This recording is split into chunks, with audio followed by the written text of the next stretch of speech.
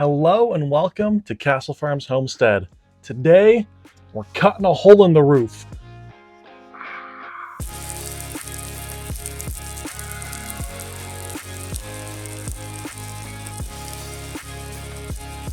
Tell them why. So we have been gathering up pieces so that we can finally install our pellet stove. That's going to be our form of heat in here. We wanted to have something that would be a dry heat. This is a metal building that when we've been heating it recently with propane, and that puts off a lot of moisture in the air. We get water on the walls, on the windows and stuff like that. Anywhere there's steel surfaces, that condensation builds up on there. Anywhere there's steel surfaces, which is The whole entire thing. house. Whole thing. So, but we've got this pellet stove. We got it quite a while back, knowing that we were going to want to use it in here, and but it's just been sitting there. We finally brought it in and set it in here, but we haven't had all the pieces to set up the chimney. And so we've been gathering up those pieces. We finally got all the pieces just as the weather turned and we had clouds and chances of rain. So we've been waiting about a week or so now to finally be able to set it up. So that's what we're going to do today. Put in a chimney. Should be a fun time. How do we put in a chimney? So first of all, this is our pellet stove. Like I said, we got this thing back a while back. We liked it because of its old-fashioned look. We kind of like that old-timey look. It was actually, I think, So it matches you? It actually was built in like the 80s, so fairly old-timey still for some of you. Wasn't so old-timey for me. But it should really heat this place well. I think it'll probably heat us out once we get it going. But what we have to do now is we've got to hook up the chimney in the back all the way up to the ceiling. We've got to cut a hole in the ceiling here and put all the different pieces together and then seal it up on top so that we don't get any rain inside. It should be fairly straightforward, but we know how that goes when I say that. Unfortunately, we do. So these are most of the pieces that we'll be using to put in the chimney. We do have one piece over inside still already attached to the back of the pellet stove. It's a T. What that does is where the line is coming out from the pellet stove, it attaches on there and it tees to where there's a bottom part that you can actually pull off to take out ashes and things like that might drop into it. And then the upper part that starts the chimney going up. We purchased these pieces of pipe off of Facebook Marketplace. We got two 5-foot pieces of pipe that'll go up from there. We have a bracket that is going to attach onto this and attach to the wall. There's other pieces to it, but that'll stabilize the chimney at the wall. Then we have these pieces that will go through the ceiling. They actually slide together. Now you can see our ceiling is only about this wide. And so this is not going to work. We're actually going to have to cut these down. We'll get the angle grinder out and cut these down so they actually fit in our ceiling. These are actually supposed to be wall thimbles. They're supposed to go in a wall like this for running the chimney out. But I'm using them in the ceiling as our chimney thimbles, or our ceiling thimbles. So that'll come up through there, and then this, it'll come up here.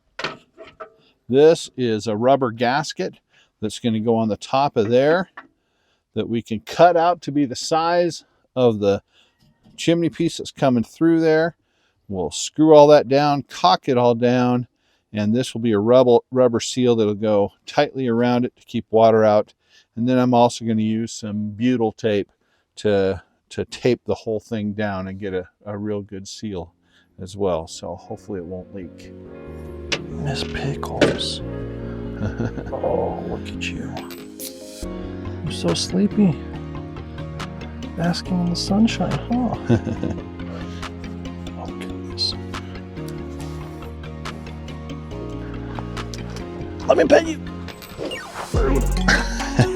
She ran away.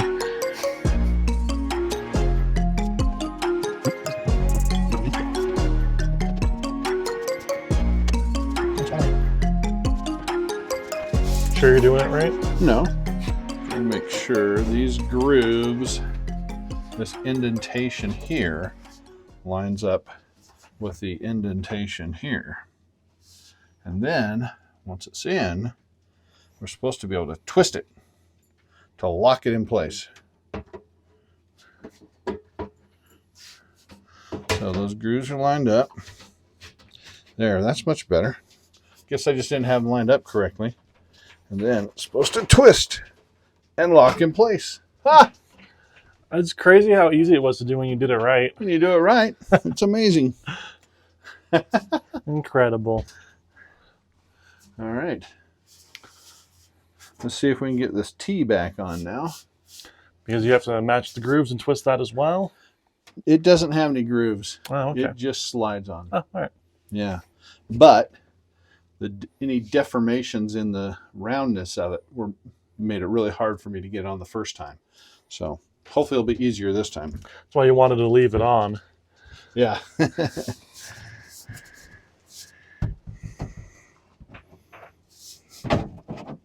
Much easier this time.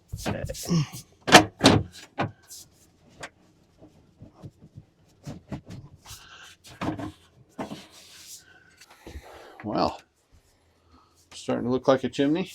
Starting to look like a chimney. So we are allowed a minimum of 1 inch clearance, 1 inch for these pipes. So they can be as close as 1 inch to the wall. We do have these moldings up here. Don't pay attention to that. Caulk needs to be added to that to make it more pretty. Don't look at it. But this is going to be 1 inch to the wall or 1 inch to here. And the stove itself only has to be a minimum of 4 inches away from anything. So we have no issues there. We've got plenty of clearance to the wall, as to the cabinet, and to the shelf here. So that's not going to be an issue. So now that we have these on, we need to determine exactly where the stove's going, get this thing level, plumb I should say, and find out where that hole's going to be to cut in the ceiling. That's the scary part. One issue we're going to have here now is as we bring this pipe up to the opening in the ceiling, which is going to be this thing right here, is that because we're so close to the wall, this thing is going to be in the wrong position. We're going to need to cut it so that we can put it closer to the wall to let that chimney go up to it.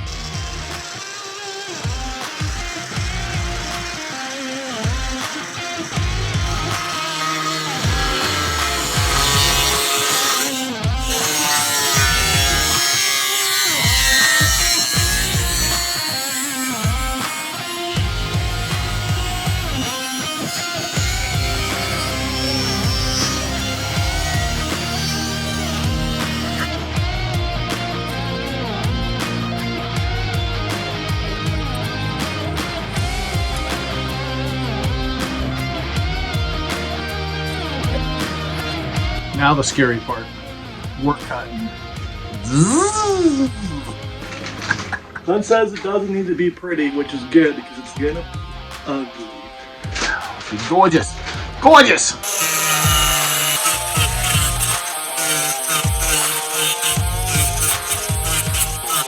Well, we've gone all the way around it, we think.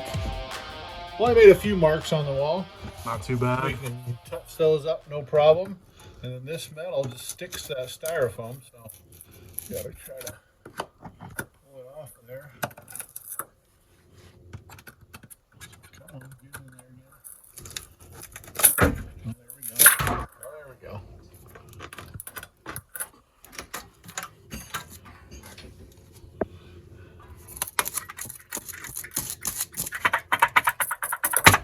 Got it.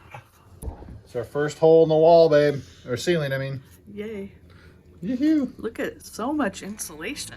So thick.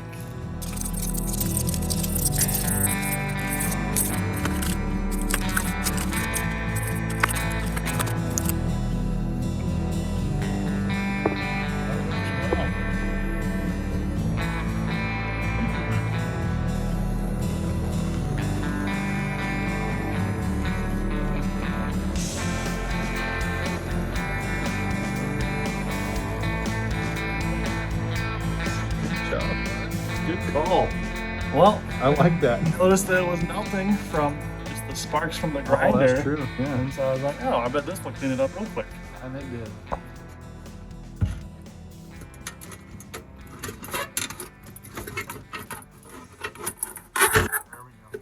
Boom. That actually fit better than I thought it might. I'm good at what I do. We attempted to mark the center of our hole best we could. We're going to drill a hole in that up through the top portion of the roof so that we know where to cut our hole on the corresponding side. All right, folks, I'm on the roof and I'm filming. Oh, there it is. That was a pretty good guess by me where it would pop up.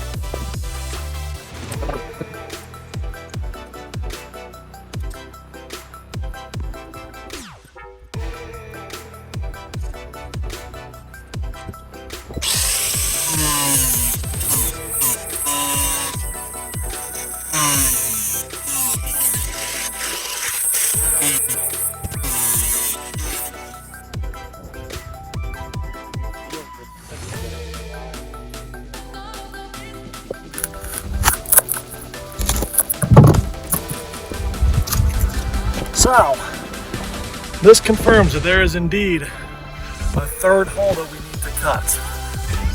Unfortunately.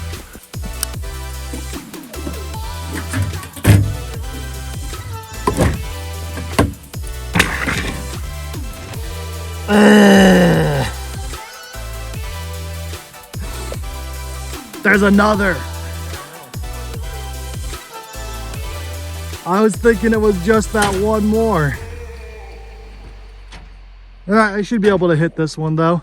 Gotta be careful not to get this wire though.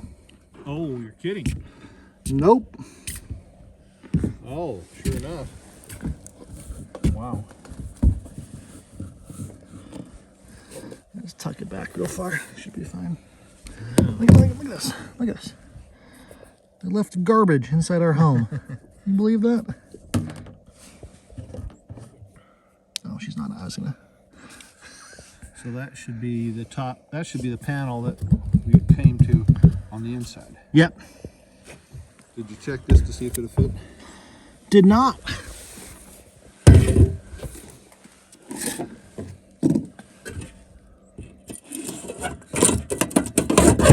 Oh yeah. Beautifully so. All right. Last piece to come out here. Give us our hole. It is smoking. I know, that's what I was wondering. There we go. Hello. Oh, hello.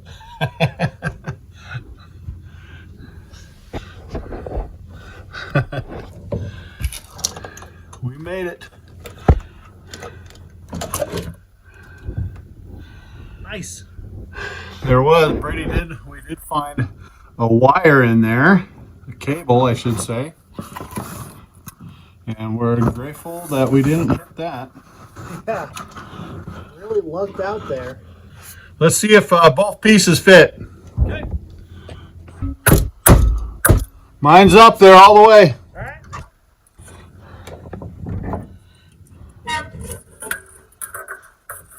There's mine on top of it. All the way down? All the way down. All right. Sweet. Love that. That's perfect. Love it when things work.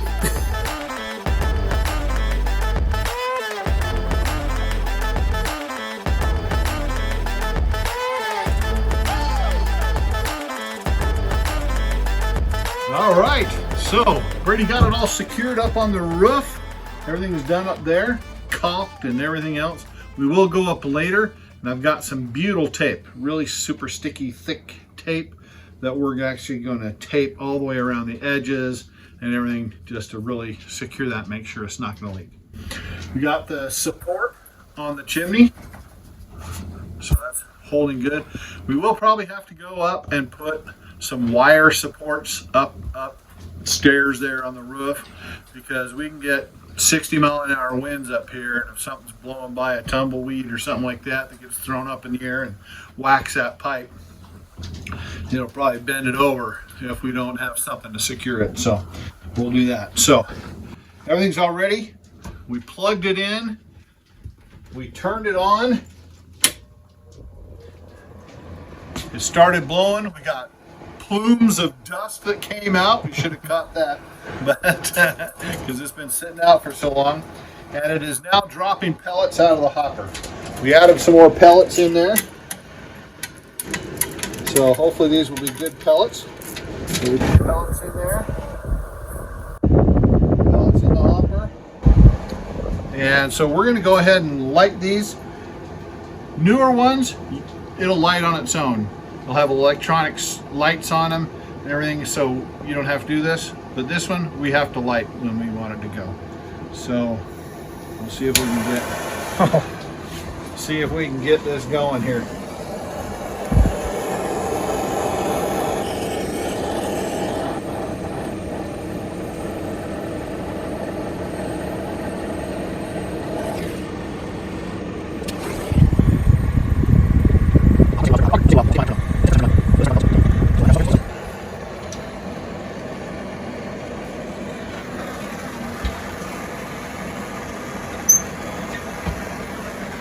I like that smell. Not quite the same as a wood fire, but pretty close. I mean, I can't wait to turn the lights off and just have the glow of a fire. That'll be nice. Yeah, it's not a big. It's never a big fire. It's just a small fire. Feeling real rustic and homey. It's like a cottage or something. Well, we'll give it a little while and check back in just a little bit. We'll let you know how it's going. But so far, so good. So far, so good. So far, so good. A jinx if there ever was one. 15, 20 minutes later, we were sitting down, letting the pellet stove run. It made a weird loud noise, and the auger stopped. So no more pellets were being fed into the stove. We don't know if the auger just jammed or if the motor on it quit, but right now the pellet stove is not working after all that effort that we went through to install it. Just one of the many joys of homesteading. We now have a defunct pellet sitting in the living room, and we're not sure how to fix it. We've tried some things like vacuuming it out, see if that clears some space, but we're gonna have to mess with it more, and hopefully we can get it working. But that's it for right now. Hopefully you guys enjoyed this video more than we enjoy having a not working pellet stove. If you liked the video, like the video, leave us a comment letting us know if you know how to fix this. If you know how to repair this pellet stove, please let us know. Give this a share with someone who knows how to fix a pellet stove. And we'll see you guys next time at Castle Farms Homestead.